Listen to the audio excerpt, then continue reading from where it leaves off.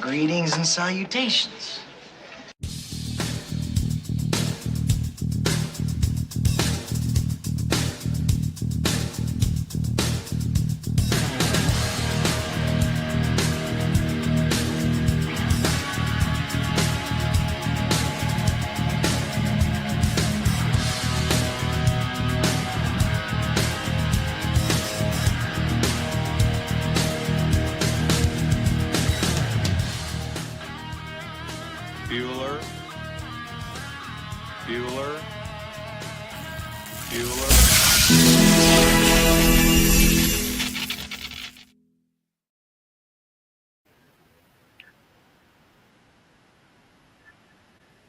I don't know what's going on right now, but good morning, guys. This is Sam, and this is the After the Bars podcast and the Morning Mayhem edition. How are you guys doing today? Oh, I know what's going on. Hold on. Hold on. Technical difficulties.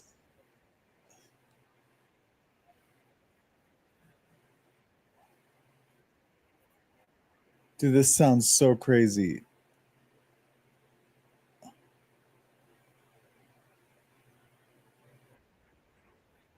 One second, guys. It's got to be this one. Yes, it is. All right, fixed it. Wow, that was nuts. Good morning, guys. It's good to see everybody. Welcome to the Morning Mayhem Show. I literally do not know what day it is. It is Wednesday, 9:36 a.m., August 6th. Man, it's good to be here. I feel good to be here. Sorry I had to take yesterday off. It was a self-care day. We'll just call it that. It was definitely a self-care day. I needed it. Yeah, I've been taking a lot of those lately, huh? But anyways, welcome to the show. We have a great show today. And I don't think I've ever said that. I don't think I've ever said, man, we got a great show. You know, you guys are, hope you're here for the ride. No, I mean, maybe I've said that once before, maybe twice, but it's not often. I don't say it every day. I just hope the show is going to be great. But whenever we're talking about Alan Jackson from the Karen Reed trial, it's going to be a good show because he never fails to deliver whenever he's either defending someone or he's talking about defending someone, either in the past or the future. He's just a rock star in my eyes. He's a crusader. He really is. And I don't think he would call himself that, but just off the cuff, I'm saying he's an absolute crusader, and he doesn't do it for fame or limelight. In Karen Reed's situation, he's doing it strictly justice for John and to fight the injustice that has happened to Karen Reed and continues to happen. And I'm not like a psycho right wing, dancing on Peggy O'Keefe's lawn supporter, but I'm a huge supporter. I try to be respectful, but as I've said before, there's going to become a time that if the O'Keefes don't admit that they've been wrong, and look, it's so easy to admit you've been wrong, and you're a better person for it. Like, I try to admit when I'm wrong, whenever I'm wrong, and most of the time I realize I'm wrong, and the times that I stand on it, stand on being right when I know I'm wrong, it's my ego. It's strictly ego, and the O'Keefes are just being driven by ego, and they just don't want to be wrong. They just don't want to admit they're wrong. But anyways, that's not what I'm here to talk about today. I'm here to talk about justice for John, and we're here to talk about Alan Jackson and what his plans are. He did an interview on a radio station in Boston yesterday. I don't know if it's just a podcast or if it's a radio station. I don't know what it is. I've skimmed through it. And there's some good stuff in there. And a lot of the things that he's talking about in there validates the things that I've been saying since the beginning of the trial, since the end of the trial, what the landscape is going to look like in the local justice department of Canton, of Boston, of Massachusetts. I mean, it's at a state level in Massachusetts, the corruption is, because you have state troopers that were involved in the investigating the Karen Reed case. Or really, it's the John O'Keefe case. It's the unaliving of John O'Keefe, and Karen Reed is just another victim of that situation. You know, of course, by the McAlberts and others that have tried to take her down, knowing that she's innocent, knowing they didn't have a case to prove beyond a reasonable doubt, and knowing they were going to lose, and they still cost the taxpayers millions of dollars to try a losing, dead in the water case. 1,000,000%. So anyways, we're going to take a look at that. We're going to take a look at I have some Epstein stuff that I'm going to do a show on, or I could do it today. I haven't watched what I want to show you guys. And usually I'm like, hey, I'm going to react to it with you guys. But I'm finding it's better if I do watch it first. That way, not to like plan on what I'm going to say, because I pretty much just say how I'm feeling, and it can change if I watch it the first time to the second time. But because it's serious stuff, there's victims involved, and I don't want to say anything out of pocket about victims or, I don't know. I don't want to dox people, but it's an old 60 Minutes episode, basically about the modeling industry and the people and the friends of Epstein. And I want to watch that with you guys. But I think I'm going to watch it first. I don't know. I'll decide as we're doing the show. But let's take a look in the old chat. Well, no, first let's just play the intro and get that over with, and then I'll check in with the chat. I am Sam. This is After the Bars. Good morning, Vietnam. I'll start to respond.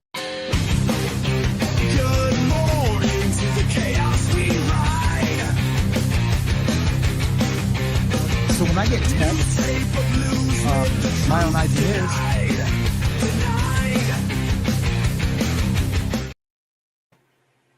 Oh shit! I didn't mean to do that. I did not mean to do that. Yeah. So this is a radio station. It's in. I'm pretty sure it's Boston. Let me pull the tab up real quick. Pretty sure it's Boston. Yeah, WEEI, Boston's sports original. Okay, it's a sports station. It's probably like ESPN on the radio. So yeah, we're gonna play that, but I didn't want to do that. I was just making sure my tabs are up. Let's go into the chat and see what's going on with you guys. I missed you guys yesterday. I know I said I was going to do a community check-in yesterday. I just wasn't able to do it. I just wasn't. I have Hazley during the day, and I was trying to finish a documentary. I didn't feel like talking. Really, that's what it was. I didn't feel like even talking to my loved ones. I just was, I felt mute. And I went and did a tattoo last night. That was fun. So anyways, good thing I have it up on the big screen, the chat, because I really can't read my chat and the StreamYard. So Shell Dub, good morning to you. Cat K's in the house. My other's keeper. Hey, how are you doing? Oh, look, my other's keeper. And it's got a little bit of coffee left. This was a gift sent to me by Kim at my other's keeper. It is just awesome, and thank you so much for sending it. It's a picture of me on a hamster. It's a Samster, I'm guessing. I just now realized that it's a Samster. But I'm guessing that's when that picture of me on the hamster is when her and I were doing a show together. I think the screen froze and my face was like that. And everyone was laughing in the chat. And I was like, what's everyone laughing at? And they're like, oh, your face froze and you should see the look on your face. Well, I think Kim screenshotted it and made me a Samster mug. And I've been using it every day. Well, I got it like 2 days ago. I got it the day she told me that it was in the mail or that it was in my mailbox. But it's awesome. I love the size of it because on my Keurig, I can push, either, 8, 10, or 12. And this is perfect for the bigger cup. And it leaves me a little bit of room to put a splash of cold water in it so I can drink it quicker. So thank you so much, my other's keeper. I really appreciate it. And Hazley put the sticker on her air conditioner. She sent me a sticker too that has that on it. And Hazley put it on her air conditioner. I don't know why she put it on her air conditioner. She's just funny. But anyways, thank you again. Cheryl, good morning to you. Caddy Connie and Loudmouth Linda, good morning to you. Shell Dubs in the house. 3 Clerk Monty. I love that. I love that name. Charlie Lynn, good morning to you. Ben Bacon Bits is in the house. Oh my gosh. That's my Ben Bacon Bits new sound for Ben. Kim, good morning to you. How are you doing? Kim, I this is a message for everybody, but for you also. Don't be surprised to see a thumbnail of me like burning one of my Trump hats. Of course, I won't burn them all because they were gifts, but I'm going to probably burn one of them if shit doesn't change. But I don't want to get into politics this morning. But yeah, stay tuned for that. I was thinking about it last night, and you just never know what's going to happen. I'm still rooting for the good guys, and I'm hoping that we are still on the good guy team. And I don't mean you, because I know you're more centered left and I'm more centered right. But anyways, and Caddy Connie and Loudmouth Linda, don't worry, I'm not going to burn the wonderful gifts you've given me. And it's more just going to be symbolic to how I'm feeling about the entire situation right now. But I would never burn one of the gifts that you guys gave me. I love those hats. I wore my black one yesterday. Boy, this hat is tight. It's giving me kind of a headache. So I need to hit Control V from now on. Oh my gosh. Oh my gosh. Control V, why do you got to paste something? Ben, you are the daddy. You are the daddy. Don't say the T word. Oh, did I say it? Oh, geez. Now I'm going to be shadow banned. And I'm not even kidding. You just can't say it. Oh, my gosh. I probably said it a bunch of times, too. Yeah. Oh, yeah. Thanks. Kim says, you're on the right team, Sam. The human team. That's right. I appreciate that. We sure are. Thank you so much, Kim. I got to fix this hat. It is way too tight.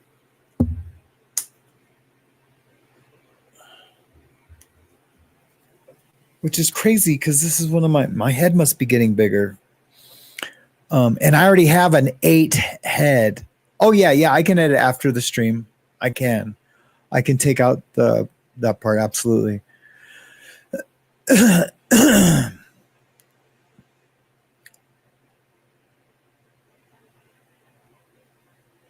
My 8x6mm blackout is good.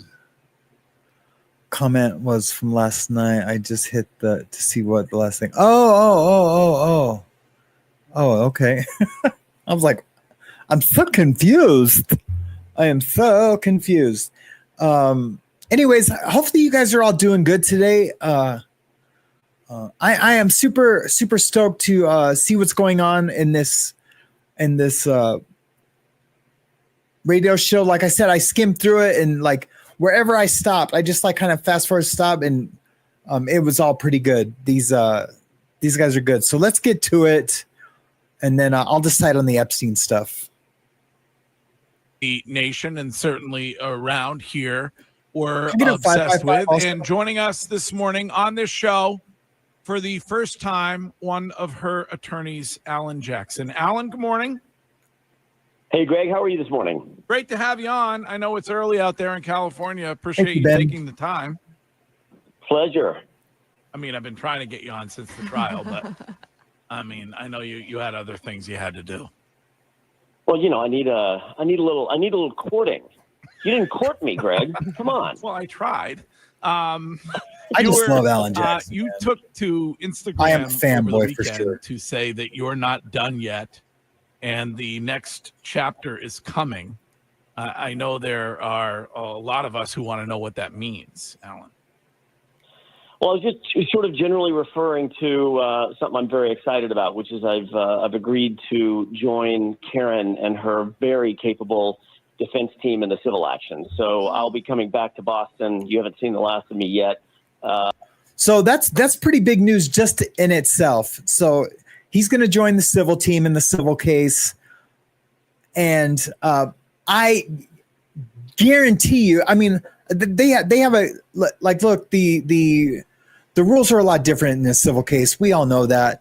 It would be pretty easy if she didn't have an above average lawyer to lose that case, because the burden of proof is way less. It's way less. And, you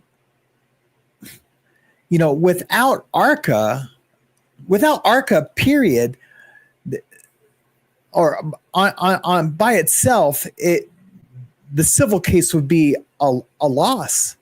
She was drunk. He got out of the car.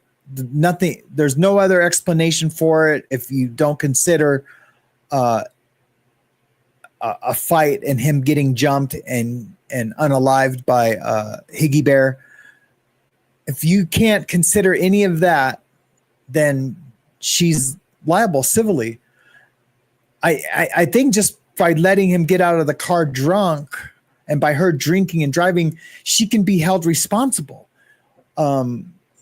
without a good lawyer. So praise God. And I don't say that flippantly. Praise God that Alan Jackson is going to be her lawyer, because it's the right her to win that case, and for the O'Keefes to lose that case because of their ego is the right thing to happen. It just absolutely is. So I'm so glad he's joined that team, and he's doing it just to make sure that they're doing everything possible to make sure she doesn't get found liable civilly. And the really good news is I'm going to be bringing Elizabeth Little with me as well. So, badass! The band is we all love Elizabeth Little. Staying together, getting back together, but we're intending on writing a few new chapters. That legal team, you're the legal team that you have joined, has sent subpoenas to the Mass State Police and the Norfolk DA's office, deposition information time on witnesses who testified at the trial, on Michael Proctor, and on evidence from the federal investigation. We discussed the federal investigation a lot on this show. from your perspective, in your opinion, did that federal investigation end? Absolutely not. No, I've never heard of such a thing. I know what Mr. Brennan said. I know what the hired gun said in court about being contacted and there being a closure to the case. We weren't contacted. I was never contacted. I've never heard a word of that directly from the horse's mouth. And I've been doing this for a long time. And I can tell you it's not a thing. It's just not a... And some would say, well, they don't need to contact Alan Jackson. You're right. They don't need to contact Alan Jackson, but they like Alan Jackson. They gave Alan Jackson ARCA to win that case. They would say, hey man, we didn't find nothing. You know, just as a courtesy, they would tell Alan Jackson that, hey man, we're closing the case, which they don't do. Federal prosecutors don't do that. They don't. I've been prosecuted federally a few times. They just don't do it. And they can wait and wait and wait until the very last minute. If there's a statute of limitation, which there isn't here because it's the big M, right? They don't have to, they can wait 10 years if they want to prosecute someone. And they're just going to let everyone feel safe and like they got away with something. And then you're going to see it. Bam, bam, bam, bam, bam. Indictment, indictment, indictment. And I just pray that Judge Beverly Canoni gets indicted in some way, shape, or form. At the very least, I hope she loses her law license. She's crooked. She's crooked. Crooked Bev. Crooked Annie Bev. Greg, you just don't do that. As a prosecutor, especially a federal prosecutor, you don't look at the target, call the target, and say, "Oh yeah, we're done. We're done here." What if something new comes up tomorrow, or next week, or next month, and you're within the statute? You don't quote unquote close investigations. So that's something that I'd never heard of, and I no. In my opinion, there's no such thing as a quote unquote closed investigation. They can say whatever they want over at the Norfolk DA's office. I'm sure that was a curated comment or a series of comments, but to the jury. I'll leave it to the feds to do what the feds do best, and that is to investigate. And that's exactly what I think is continuing to happen. But that's just my opinion. Speaking of that, of the DA's office, should the taxpayers in this state be concerned with how much was spent on both of these trials? Oh God, yes. Yeah. This is the DA's office serves at the pleasure of the public. He's an elected official, and he's got responsibility to the public for their confidence and to their pocketbooks. I have no idea how much they spent. I know how much we spent, and I can imagine they spent as much or more. I mean, there were millions and millions and millions of dollars and they justified spending that money. They justified spending that money because a police officer was killed, but it was all for their ego also to be right. And they thought they could railroad Karen Reed. They just thought they could, and they cost the taxpayers. That's why you see so many free Karen Readers, because they know she's getting railroaded and it's their money. The people that live in Massachusetts, it's their money. And Masshole Mafia or Troll Mafia or whatever the hell she used to be called, Katie, whatever the F her name is, she's a dumb bee. I used to be in a community with her, and she's a troll. She's a self-admitted professional troll. And so everything she's doing against Turtle Boy and you know Karen Reed did it, and we're all delusional. She's just a professional troll. She used to admit that she was, and now she doesn't. But she does it just for clicks and views and to be oppositional. That's all she does. I'm sorry I got on a rant about her, and not all of you know who she is. She's more on X, and has some YouTube stuff, Masshole Mafia or whatever the hell she used to call herself or calls herself now still. And I totally digressed by even getting into that.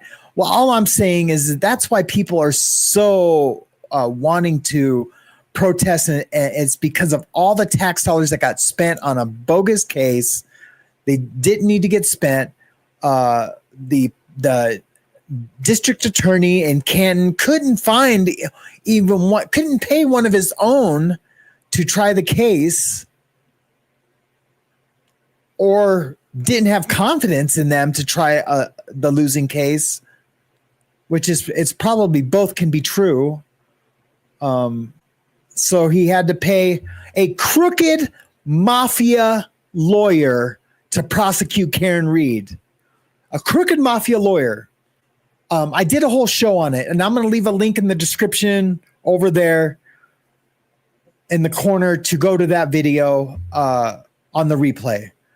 I did just a quick like 10-minute video on how crooked Hank Brennan was in his past, and what he truly is a crooked mafia lawyer. Of course he's going to do it. It's almost $1 million, or just over $500,000. I'll say that. I don't want to be to say things that aren't true, to make my point. Taxpayer money spent that was completely unnecessary because of a persecution, not a prosecution, because of some sort of a personal vendetta. After the first trial, everybody knew what had happened inside that jury room, inside that deliberation room. She was acquitted. I've talked about this, the fact that Karen and I and our team may be the only attorney-client relationship where we've actually acquitted someone of murder twice in the same case with the same charges. They knew that they couldn't prove this case coming out of the first trial. They knew they couldn't prove the case going into the first trial, and that they pressed forward. And then, of course, following the debacle of the first trial and the joke that was the unrecorded verdict, they forged ahead again. And it was it turned from a professional objective prosecution of a case to a personal vendetta, and it cost the taxpayers millions and millions and millions of dollars. I mean, just their special prosecutor alone, his bill was north of $500,000, closing in on $600,000, just him, for a completely failed prosecution. What I thought. Which is odd. You worked in the DA's office in Los Angeles as an ADA. Yeah. You have perfectly capable ADAs who could have tried this case, and it wouldn't cost you $600,000, correct? That's normally the way it goes. Of course. Right? Yeah, that's normally the way it goes. And if Michael Morrissey didn't have those kinds of prosecutors who could try the case capably, then maybe he needs to find another job. That's his only job, is to populate the courtrooms with people who are competent, not just competent, but ethical. I don't know, maybe there were some ethical prosecutors inside that office who said, not just, I can't. They probably could have prosecuted the case. No, it's that's a matter of calling witnesses and doing an opening and closing statement, putting on some evidence. I think he had prosecutors who said they wouldn't, because it's unethical. They didn't believe in it. So what does he do? He goes outside the parameters of the contours of his office and finds some defense attorney to come on board and switch hats midstream and become a prosecutor. It's outrageous. You just don't see this kind of thing. Alan, I was so impressed with how you and your team were able to handle the first trial and the second trial, but it did feel so drastically different, the way in which you decided to handle witnesses. And the first trial seemed like there was just bombshell after bombshell. It was much more McAlbert's heavy, while the second trial was much more database. What went into the decision to kind of switch things up and choose to go down that road at the second time around? There wasn't a... I'll tell you exactly what it is. They focused on the second trial. They focused more on creating reasonable doubt, and you could tell from the after the second witness, they're like, oh, they're gonna make sure that they create enough reasonable doubt with each witness, because really, with just one, if you can create a reasonable doubt with just one witness, that's the whole trial. It's done. It's done. They're like. That's reasonable doubt. You know, the proof that they're trying to testify to as a witness. If there's just a little bit of reasonable doubt, that's reasonable doubt in itself. You don't even need to do the rest. But they did it with every single witness. Not one witness for the prosecution had any kind of factual basis, proof that John O'Keefe was struck by her SUV, or that there was that they were in a fight, or that she had ill intent to hurt John O'Keefe, and the damage, the planning of all of it, man. It's just crazy, man. It's just crazy. But yeah, that was the new strategy. But I'm sure he's going to say difference that. In what our theme and theory of the case was. As a matter of fact, there was no difference in what our theme and theory of the case was, which is the SUV never hit John. He wasn't killed by being hit by a car. That's the basic postulate. In the second trial, it was very clear that the prosecution was going to do something different. They were going to try to style themselves as a data-driven prosecution. We knew that the data helped us. So any trial lawyer has to do this. You have to be committed to your cause, but you also have to be able to be up on the balls of your feet. You have to be able to be nimble and pivot with the prosecution, because you're not just parrying, you're defending, but you're also, to a certain degree, you're on the offense as well. So what we decided to do was shift and learn from the first trial that I wanted to press much, much, much harder on reasonable doubt and undermining everything they say about the data, because the data actually served our purposes. The data proved the car did not hit, it was crazy. Did not collide. It was almost like every single witness was a defense witness. Like, truly, they didn't even have to put on their case, but they had such good witnesses. Again, I say ARCA. I know I'm being redundant with ARCA, but yeah. So, I mean, they could have won that case without even putting on a case. It would have been amazing if they would have done that, because it just would have shown how just absolutely corrupt everyone is, because they had no case. They tried to present it, and it was bogus, and they won without even putting on a defense. That would have been killer. What you saw in the second trial is a much more sort of tactical approach. They didn't call certain witnesses. They didn't call Brian Higgins. They didn't call Brian Albert. There were big witnesses that they just forwent altogether. We knew that there was a chance they would do that. We didn't know until they closed their case who they were and weren't going to call. They didn't have to tell us in advance what their trial strategy was, but we were ready and able to sort of pivot on the move to not just defend against what they were presenting data-wise, but to attack them for not calling people like, I don't know, how about Michael Proctor, the lead investigator on whose shoulders you base the entire prosecution, and you don't call him. So we knew that there was going to be some shifts, and part of being a good trial lawyer is to be able to make those shifts sort of on the fly, and that's what we did, and we did it with Karen's approval and with the rest of the team's approval. Speaking of Michael Proctor, he has had a civil service hearing yesterday trying to get his job back, saying that suggestion is that he was not. He'll never get his job back. He'll never be in law enforcement anywhere. A trooper in Massachusetts. Oh my God! No, please tell me they're not going to give him his job back. He's claiming he wasn't treated like other troopers. Well, then act like other troopers. Don't do what you did, which is to take your trooper's hat off and to become a sort of a sideshow. This guy had so many biases going into the case. I mean, it was embarrassing. I don't need to go into, and I won't go into all the details of what he did, not just to the investigation, but to Karen Reed personally, just dehumanizing her, maintaining relations. Yeah, talked about her medical issues, called her retarded, said there was no nudes yet, that she's fucked. What in the first 17 hours of the case said that she was fucked. Pretty basically just stating his intent to his boss in a group chat that, yeah, she's fucked. I'm getting her. He's a piece of shit, with people that he should have been investigating, the very people he should have been investigating. No. Look, to be a sworn officer and to take on the mantle of the protection of the community. That is a privilege, Greg and Courtney. That's a privilege. That is not a right.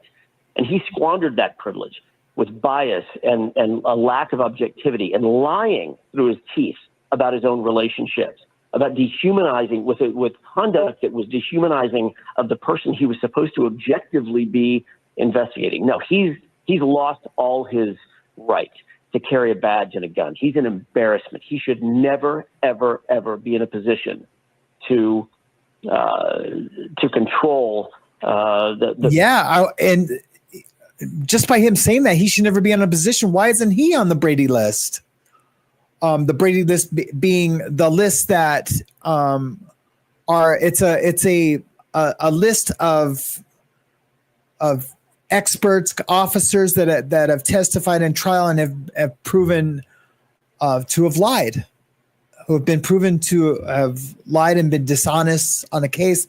That way, if they ever come on to another case where they're testifying for the prosecution, the defense can pull up the Brady list. Well, like, look, because they did it with Officer Deaver. They put her on the Brady list, or maybe they haven't made that decision yet. But Alan Jackson tried to get her put on the Brady list. I don't know for sure if that's happened or not. But I wonder why they didn't do it with Proctor. There's more proof of Proctor. Well, I know why. Because he's not a cop no more. I just answered my own. The community members that he serves. And that's exactly what being a police officer allows you to do. It's a lot of power. And he's not someone who should ever be commissioned with that power ever again. Alan, you discussed objectivity. On a scale of 1 to 10, how much do you miss Judge Bev? Oh, my God. That's a whopper. If I go the rest of my life and never have to walk into a room with Judge Bev, God bless her, it'll be too soon. God bless her. Yeah. And by the way, that's the other thing is, I don't have to say it. I was right there in the mix. I was in the fishbowl. I was wondering if others were clocking what I was seeing. Sometimes you're so far in it. It's like a fish that doesn't know it's wet. I wasn't sure if others were seeing what I was seeing inside that courtroom. No, we all saw it, right, guys? We all saw it. I mean, 1,000,000% we saw it. It was, and what about the hand signals? You know what I mean? To the face to tell, oh boy, to object, because knowing that she would sustain the objection. I mean, every single question about. I mean, she didn't even need to make hand signals anymore, but she did it like twice. I mean, it was so obvious, and just by her rulings, it was obvious. A judge's job is to absolutely be unbiased, to put all of the biases aside. Everybody comes into life in any situation with certain biases. Absolutely. The job of the judge is to put those biases aside. I was just going to say that. And she showed very, very quickly and undeniably that she could not and would not do that. There were rampant biases in favor of the prosecution, in favor of the Commonwealth, in favor of Mr. Lally and Ms. McLaughlin, in favor of Mr. Brennan once he took over, and against the defense from nearly day one, nearly from the moment I walked into court the first time on September 25th, 2022. So no, there was a breakdown of the entire system, and she was part of it. Do you believe that there was a conspiracy to frame Karen Read? Or we debated this a lot on this show with Curtis. Or do you think it was just, awful investigative work? It's a combination of both, for sure, in my opinion. Yes. A combination of both. There was an awful investigative work, but it wasn't just incompetence. It went beyond just incompetence. You could read in Michael Proctor's text messages that it wasn't just incompetence. He had a view of her. He had a thought process about her from nearly day one, right? 16 hours into the investigation, he was already determining that he was going to make sure that it was going to get pinned on the girl. She's going to pay for this. Right? He said it out loud. He said the quiet part out loud. So it's not just incompetence. So now once you go beyond outside the parameters of just incompetence and being stupid, which there was a lot of idiots involved in the investigation as well. Once you go beyond those parameters, now you start getting into the very troubling area of a cover-up. Well, we know that tragically, an officer has lost his life. And we also know that we're going to pin it on this girl. So what does that mean by definition, Greg? What does that mean by definition? It means that you're going to cover up what actually did happen. You're going to actively cover up who's responsible. And lo and behold, isn't it amazing that the person that's supposed to be investigating is connected to and related to, with personal relationships, to the very people that should have been number one, number two, number three on the suspect list. So you tell me, was Karen Who killed John O'Keefe? Put a 3 in the chat if you guys, or not a 3, I'm sorry. Put a 1 in the chat if you guys think it was Higgy Bear. Put a 2 in the chat if you think it was Brian. But if it's Higgy Bear, it's Brian too. Right? So, and if it's Brian, it's Higgy Bear too. I don't think they did it together. I think it happened. I think Brian couldn't control Higgy Bear. Higgy Bear went out there. They got in a fight. John fell back, hit his head. Unfortunately, passed away from the head injury. Look, I've seen it. I've seen it happen with my own 2 eyes. It's one of the. It happens more often than you would believe, by getting punched, knocked out, and falling back and hitting your head and dying. I told this story before. I'm just going to tell it real quick because it's my show. A kid came to the prison, a federal prison down in Louisiana called USP Pollock, came to the prison. We were on a food strike. We were locked in our cells. We were on a 24-hour lockdown, but we're 24 hours a day lockdown. We were like on month 2. We were on a food strike. No one was taking any food through the hatch. A kid just got there off the bus, took a tray. We had to yell at him, hey, don't take any food. But he was a white kid, and this white boy's name was Conan. He was from Oregon. He comes out and he just tells the kid, man, you shouldn't have taken that. He's like, man, I didn't know. And before the kid could even explain, Conan popped him one. He fell back, and Conan was getting out in 9 months. Fell back, hit his head, killed the kid.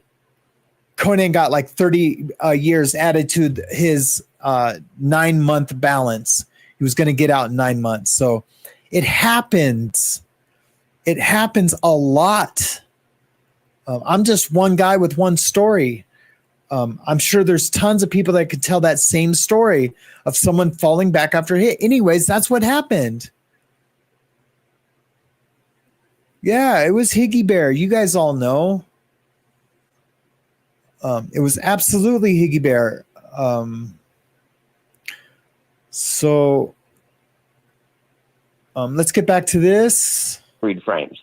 I think I'm going to Alan, play the whole since the thing. second It's only trial, there another have been videos, photos making their way around social 15 media of minutes. inside 34 Fairview. It seems like the new owners let you guys inside, whether you were down in the basement looking at the flooring that was pulled up inside the garage. Right. There was a video of you outside yelling, and from the Albert's bedroom, you could hear yourself You guys pretty seen clearly. that?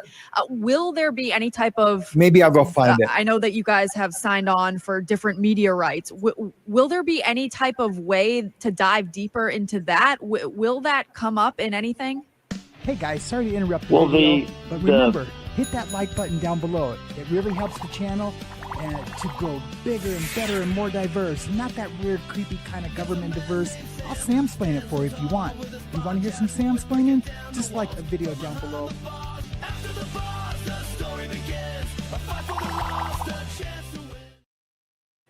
The pain point that the plaintiffs are going to have in their civil suit is this is a very different lawsuit. It's not a criminal lawsuit, and it's certainly not. Real quick, guys, do you guys know what she was talking about? So the new owners of the house that John O'Keefe lost his life at let Alan Jackson go through and basically inspect the house.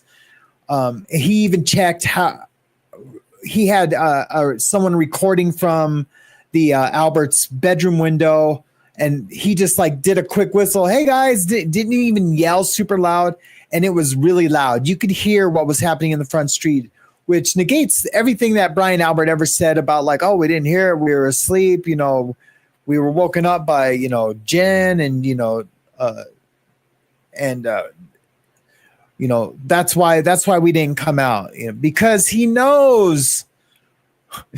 Even if he wasn't a cop, you would have come out to it's happening on your front lawn. You would come out. Just that alone is proof that there's some type of cover up that he knows and is covering up, or that he did it and is covering up. Being governed by Judge Beverly Canoni, who kept out so much of that information. That's why you're seeing it on social media rather than having seen it in the courtroom. All of it was relevant. We attempted to get most of it in, and we were denied, both in the first trial and the second trial. So this new lawsuit is probably a very good platform, I'd say, I would suggest to you, for a lot of that information to be aired out completely. So yeah, I don't. That's not the last you're going to see of that information. That and a lot of other information. To be clear, when you said this new lawsuit it gives me the creeps too. You're joining her civil defense team to defend against the wrongful death suit. Are you also? Correct. Is Karen also planning a federal lawsuit on this case?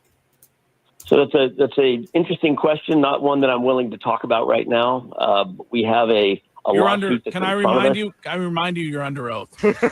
Counselor, I object, and I move to strike that comment from the record immediately. By the way, also, Of course, Karen Reed is gonna file a civil lawsuit or a federal lawsuit. Of course, she is, and Alan Jackson is gonna represent her. She's going to sue the shit out of Massachusetts. They're going to lose so poorly in that lawsuit. So many people are going to go to prison. You've heard it here. I'm not afraid to say these things. So others are. Look, the people are going to go to prison, and she's going to win. She's going to win such a big lawsuit that they possibly could change the name of Massachusetts to Karen Reed. I'm serious. It's going to be that big. It's going to be huge, huge, huge. And that's why he doesn't want to say Alan Jackson is set for life. I'm not even talking just financially, but just with the work he has to do on these cases. It's going to be his legacy. He's going to go down in history. Like, I'm not just talking about our own little communities, our Karen Reed community, the After the Bars community, and all these other little sub communities out there that do content on Karen Reed. I'm not just talking about like our history. He's going to go down in history of justice in the United States, and it's going to expose such a deep, massive corruption.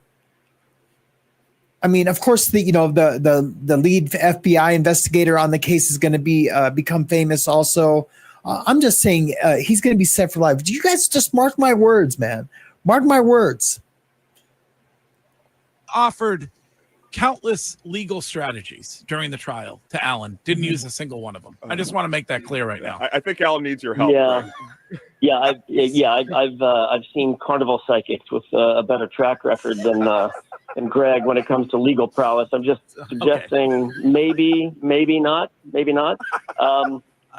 Alan, Greg, we'll see what this new lawsuit entails. I can tell you this. I can say this. Karen has proved herself to be a fighter. She's not going to sit back in a corner and get punched, right? Everybody has a plan. I would suggest the following. Everybody has a plan, as the old saying goes, that Mike Tyson made famous. Hey, I just want to say happy birthday. We are a recovery channel first. So I just want to stop real quick and say happy birthday to John Lazon. 21 years sober. 21 years sober. And I know a little bit about his history. You guys know a little bit about my history. You don't do that without God. You just don't. So I want to give a shout out to Jesus Christ, my Lord and Savior. You don't do that without God. You just don't. So if you guys just send out all the love and you are witnessing a miracle here in our chat, because what happens is that when you give your life up to a higher power, or really it almost has to be God. I mean, it doesn't have to be, and I don't want to get into that discussion. There's many roads to recovery. I've talked about it before, and I've talked about addiction being a disease or a choice, and I've told my testimony on many platforms, many channels, I've been interviewed, and I always have to just thank God that he took the desire away just out of me instantly. I was a chronic relapser, took it away from me instantly. And that's why I say guys like John, myself, we're miracles. God is good, and he's good all the time. All right, let's get back to it. Until they get hit in the mouth. And Karen Reed has shown that she knows how to hit others in the mouth, meaning how to fight back. I doubt seriously she's going to be a wallflower during the course of this new litigation. A wallflower. She's a wallflower. Whatever that means, we'll see. Okay, Alan, I know you're probably got something else to do this morning than talk to us. I just am so curious about the period between the trials. As someone who's, I don't understand, I've never studied law. Is there any prerequisite, or is there any onus on the Norfolk County DA to prove either new information, or how did you go from the ending and the conclusion of the mistrial into the beginning of the next trial? What was that process like, and what did the state have to do? That's a great question. The state has an obligation, an ongoing obligation, to ensure that they do not ever present a case in front of a jury that they do not believe can be proved beyond any and all reasonable doubt to a jury of 12 objective community members. All right, that's the postulate, right? That's the baseline. They have an ongoing obligation to establish. That's the ethics of a prosecutor. You cannot just prosecute a case because it sits on your desk. You have to be convinced as a prosecutor, as an ethical prosecutor, that you can prove the case, prove all the elements of all the charges beyond any and all reasonable doubt to a jury, an independent. And basically it's like this.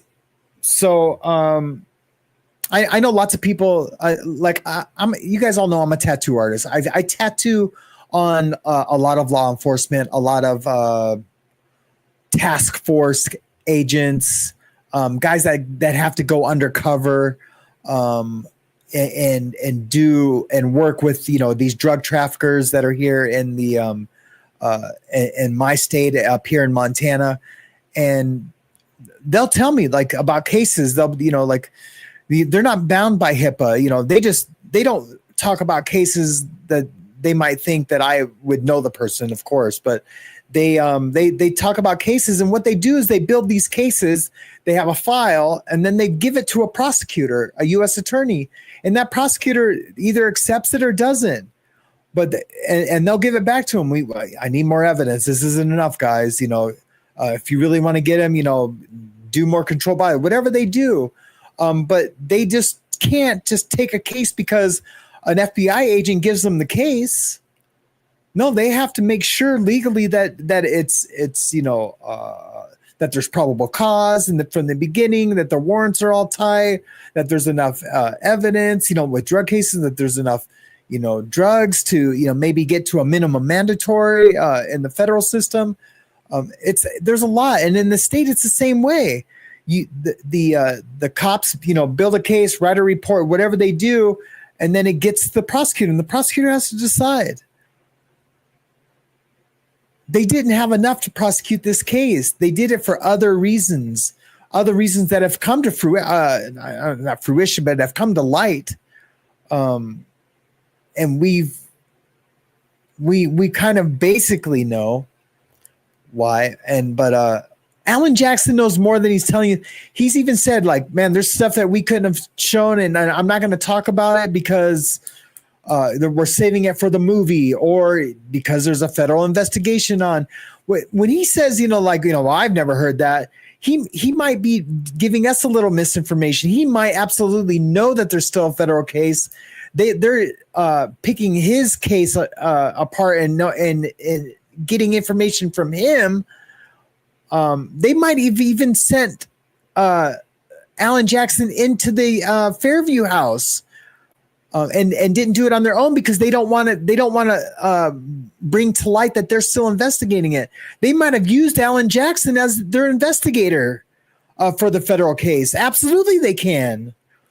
And so he went in there and recorded it and did all the, this is what it sounds like at this distance. They went into the basement. They seen that stain in the garage, and you guys might not know what I'm talking about. I know some of you do, about the video tape and the video that Alan Jackson did with another investigator, that they went into the house, into the Albert house, and peeked around a little bit.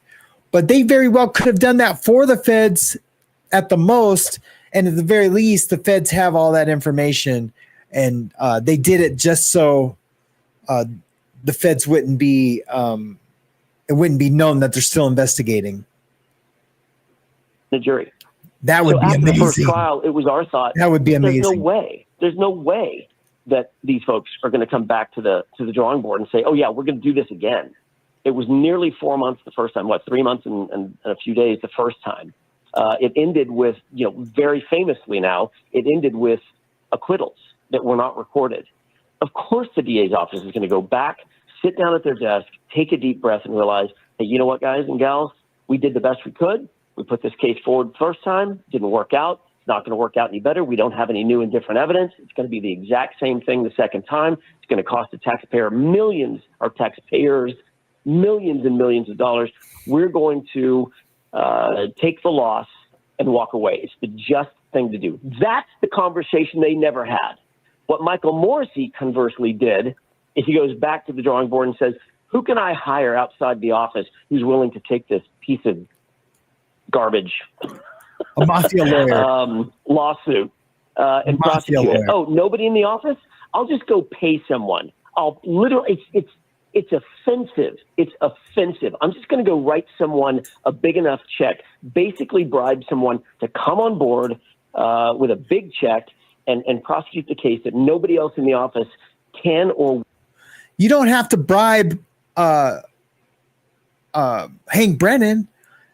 You didn't have to bribe him. You just had to come with the check. And the check was over $500,000. And he's a dirty mob lawyer. It wasn't, you didn't have to bribe him, but I get what he's saying. He's saying it metaphorically. Yeah, you had to find someone outside, bribe someone outside to do it because no one in your office would do it because he either didn't have confidence or they seen it wasn't ethical. Will do. I know I said that already. What happened between the first and second trial? When I say mafia lawyer, I mean Whitey Bulger. He defended Whitey Bulger. Let that sink in. Who happened to be unalived at a prison I was at. Is offensive.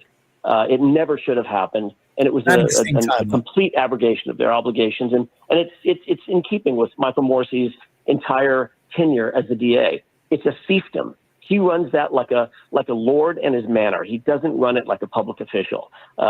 He's a disgrace. He's an absolute disgrace. How deep do you think if you consider this to be corruption, how deep do you think it goes here in Massachusetts? To its core. And that, when I say that, I don't mean that every single Massachusetts State Police officer is corrupt. Not by a long shot.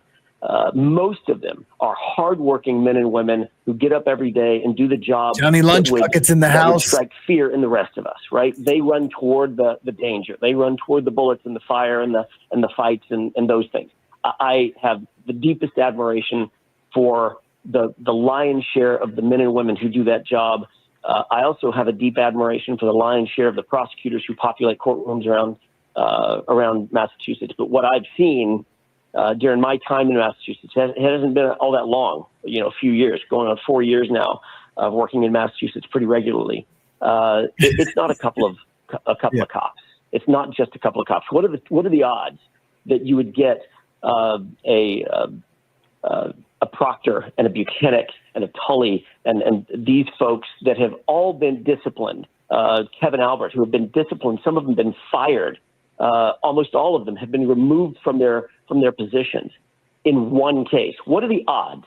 The odds are almost zero unless the corruption goes extremely deep, unless that kind of conduct is rife throughout the community of the Massachusetts State Police. And also, it doesn't just go deep, it goes high. Michael Morrissey is at the top of that list. He knows better. He damn well knows better. He's a political hack who knows better. And all he cares about is his next election. That's all he gives a crap about, which is offensive. Were you surprised to see Commissioner Cox say that he had no idea that Kelly Deaver was even involved in the Karen Reed case? He was beyond that, Greg. He actually said, "I've never said the name Karen Reed. That name has never crossed my lips. I've never talked about her." Impossible, because he had Karen Deaver. He had Deaver in his office and told her to do the right thing. Or talked about this case. Are you kidding? Are you kidding me? One of your officers was fallen. One of your cops was found dead on a lawn of one of your cops. And one of your the third leg of that stool is one of your cops is central to the case, dealing with not just one of your officers who's dead, but on the central piece of that puzzle is it happened on one of your officers' lawns. And you're telling me you've never said the name, you don't know the name Karen Reed, you've never heard of this case, you don't know anything about it? Well, either you're incompetent or you're lying, one of the two. And now that you're saying that conversation with Kelly Deaver, however she wants to pronounce it, never took place, are you kidding me? Then that tells you one of two things is true. Either you're lying, Commissioner Cox, or you've just proved my point that she's a liar. Which one is it? It's both. Well, Alan, you did have a good officer on the stand, though, for you guys, and Officer Barros. And Officer Barros, in my opinion, watching that unfold, I think he's the reason, one of the main reasons that the jury swayed in your direction. I mean, he seemed like he was almost a smoking gun. Nick Barros is a hero, no question. Like I said, most of the men and women carrying a badge and carrying a gun. I've heard him say that before, that he's a hero, and he absolutely 1,000% is. Absolutely. Do God's work every single day, and he's among those. He is an absolute hero. He was willing to step up. There was no thin blue line. That's not the cloth from which he's cut. He doesn't care about those kinds of things. He's going to tell the truth because that's what he does. It's what he saw. It's what he heard. Whatever that is, that's what he's going to testify about. And that's what he did. He had the guts to get up on the witness stand and tell the jurors exactly what he saw. And what he saw was, and what he established was, that taillight was not broken, not completely smashed out when Michael Proctor first got a hold of that truck. It did not look like it did after he got a hold of it and after all those taillight pieces were found at 34 Fairview. That tells the jury all they need to know about the condition of the taillight and what Michael Proctor and his people were doing with that car. Alan, who is in the running to play you in the movie? I thought it was you. You and I talked about this, Greg. You said it was you. I have done some acting. It is so crazy, man. There's going to be a movie. I can't wait for the movie to come out. It's going to be amazing. And I know a lot of it's going to be redundant for like us in our community, because we know things. So they are going to have things in there that we don't know. They have to, or else we don't need to see the movie. We're living it, right? So that's going to be super exciting. I wonder who is going to play Alan Jackson, man. I just love him, man. And you know what else? I was just thinking about this. I was thinking about, like, listen to how sure he is of Karen Reed's innocence. And we've heard him talk before about how sure he is, just how sure we are, because we've seen all the lack of evidence, right? Regarding the unaliving of John O'Keefe. He would die on this hill. I think physically die on this hill. And if you're willing to die for something, what you're saying is the truth. when you're a smart guy like Alan Jackson and you don't die for a lie, just like the disciples that and I don't mean to turn this into a religious show today, but just like Paul, like he was willing to die because he knew it was the truth. People don't die for lies; they just don't. You're going to have to go to Modern Pastry and just eat there for the whole civil trial for that to work. He has an IMDb page, not a big deal. I mean, I think there's an undeniable likeness. Come on. You don't know? Yeah, I have no idea. Who knows? Who knows? Right. Danny DeVito, maybe. Yeah. Well, I appreciate you taking the time, and it is of interest, I think, that you are now joining that team that will not only defend the civil case with Karen, but also it's amazing whether or not there is a lawsuit to be filed. So, Wiggy, did you have one? The only question I had for Alan, Wiggy didn't watch much of the trial. I couldn't get him into it. I tried. He wants Idris to play. Exactly. Wiggy, I'll take my apologies now, Wiggy. No, believe me. My apology now. Listen, the one thing I learned growing up as a kid, always know a defense lawyer. The thing I would just ask is, in this situation, you talked about the money the state spent. Clearly, Karen spent a ton of money. Where does she go to? I mean, it's probably impossible for her to get her life back, but where does she go to be able to recoup some of that money to pay you guys off? Yeah. That's it. I mean, look. First of all, I don't care about the money. I've made it pretty clear in other forums that's not why I'm doing what I'm doing. I'm doing it because it's the right thing to do. Every once in a while, you have this magnum opus case in front of you as a lawyer, and you better be willing to step up and do the right thing. Look yourself in the mirror and realize that at the end of your career, it's not completely there have been times altruistic. when people have needed you, people in need that can't do what they want to do and need to do. Without you, and you're just going to step up. So that's what we you did. say that's that, Alan. You say that, and people lose their minds. They say, "There's no way this guy's working for free." Think of all the attention that he's gotten out of this. Like, what's your answer to that when people say that? My answer is that's exactly what's happened. I have not asked for a dime from her because it's cost her life, not just a bank account. It's not she was not a rich woman to begin with. She was doing just fine. He was asking the point I just made. It's not completely altruistic, like meaning he's not doing it because he's not getting anything out of it. He's just not asking for cash. He's saying like, look, you're getting some fame, you're getting paid, you're going to be probably a consultant on the movie. Not probably, he's going to be a consultant on the movie, which pays tremendous. That's not what I get what he's saying, and it was just what I was just talking about.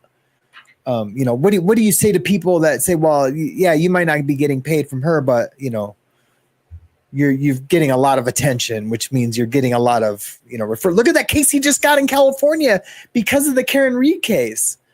He just got that not hit and run, but the kid that unalived those 4 or 3 beautiful young University of Pepperdine students in Malibu.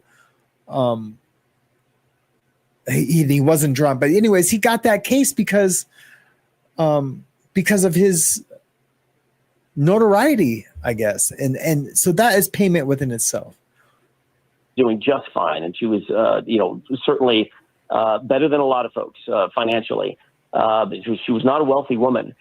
It cost her everything. It cost her her life, her reputation, her job, her professorship, her entire bank account. She had to sell her house. She doesn't have a car. It cost her everything.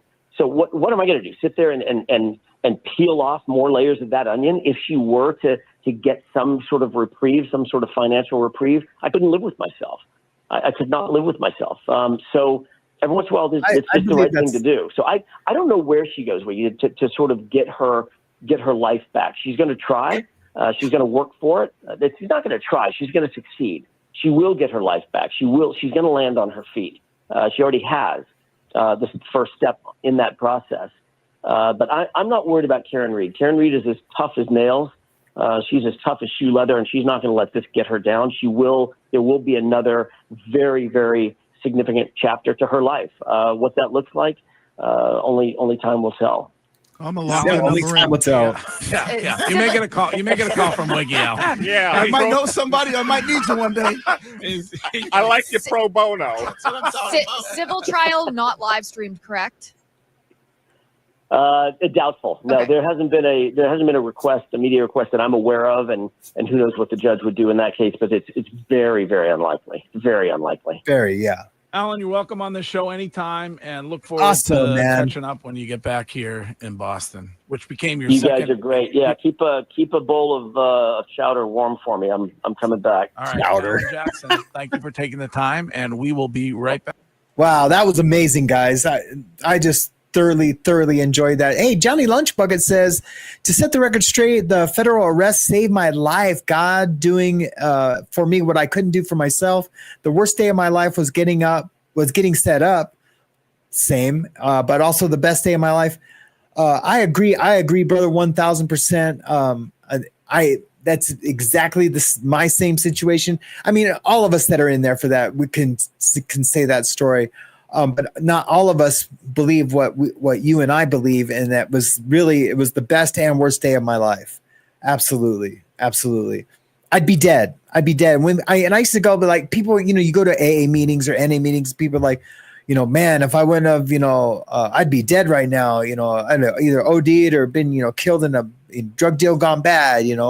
And not all drug deals don't go bad. It's not the movies out there, but a lot do, and people do get, unalived. And drug deals going bad, but you don't hear of it often. But anyways, what I'm saying is, when I would hear people say that, I'd be like, dude, come on, that's super grandiose. You'd be okay. You might still be an addict or something, but no, I believe like I would be dead. I either would have taken my own life, I would have OD'd again, or been in a prison riot, which I've been in plenty because I did all USP time.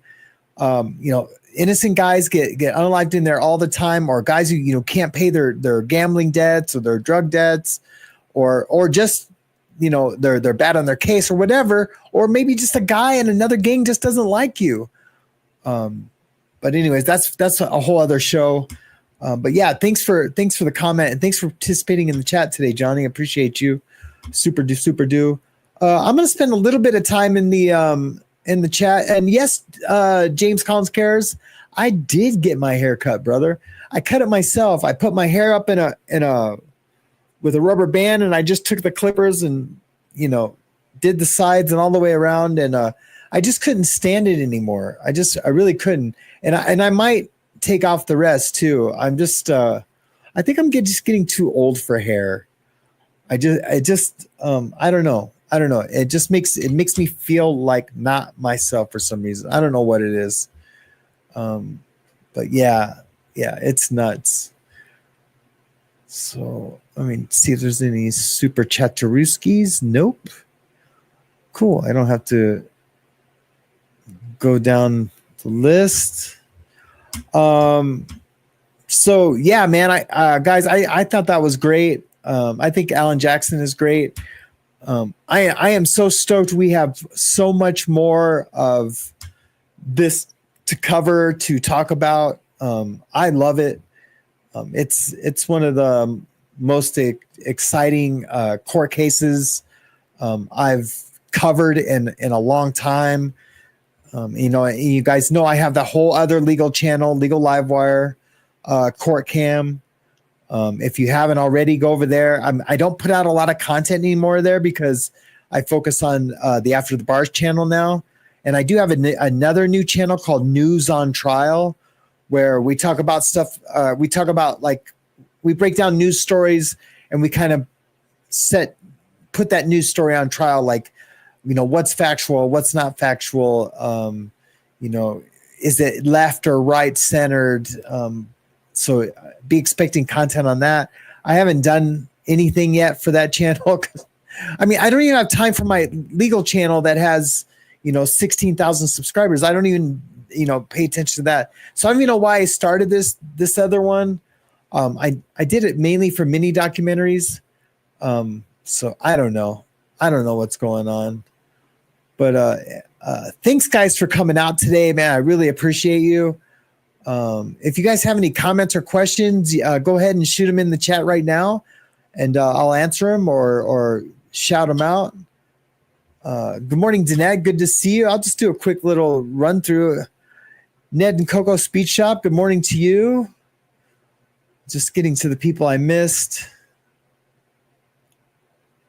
Yeah, Johnny, I same, brother. Man, I'm so stoked that you're here this morning.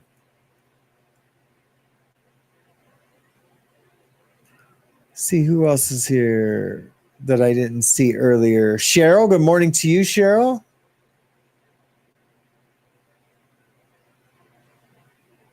I got Danette.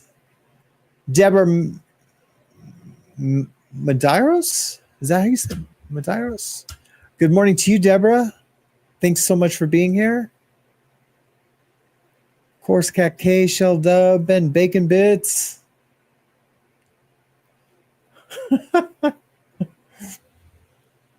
Did I say mark my words? That's funny. Oh my gosh! No! God, please, no! No! No! Yeah, so I don't know, man. I don't know. I guess that's it for today. I would love to do another show this afternoon. I guess I'll have to check in with the fam.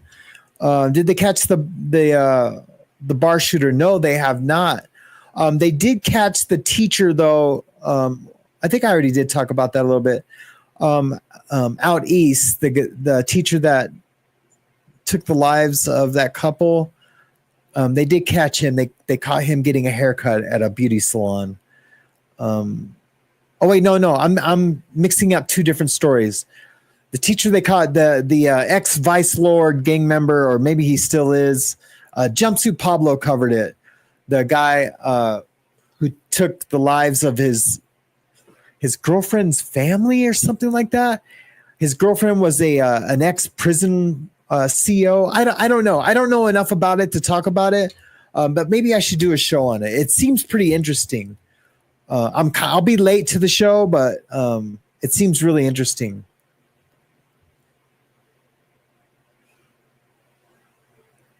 Well, I appreciate that, Johnny Lunch Bucket, man. For real, man. I need some new blood in the community. I don't need it. I want it. Some new blood in the community. This is a great community. It's a safe community. We all protect each other. We all love each other. It's amazing. It really is, man. So, man, thank you so much, man. I appreciate you so much.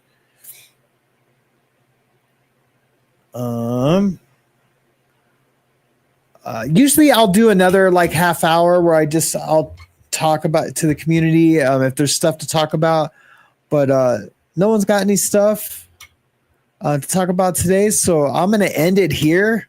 It'll be perfect. I'll be able to get some shorts out of it. Thanks so much for coming out, hanging out with me today, guys. Talk about the Karen Reed trial or the Karen Reed situation. It's not even a trial no more. Hopefully there's more to come. I'm sure there will be.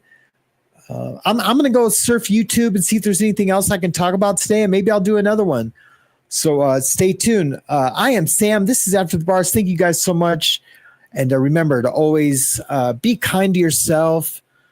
Don't beat yourself up, and be intrusively kind to others. If you see someone with their head down, maybe kind of like look underneath and check in with them, tell them they look good today. If you have a friend that's been in the gym, say, man, you look great, man. We love hearing that from our friends. And just be kind. Just be kind. All right, guys. Mahalo. Stay loud. Don't be woke. Stay wild. Stay awake.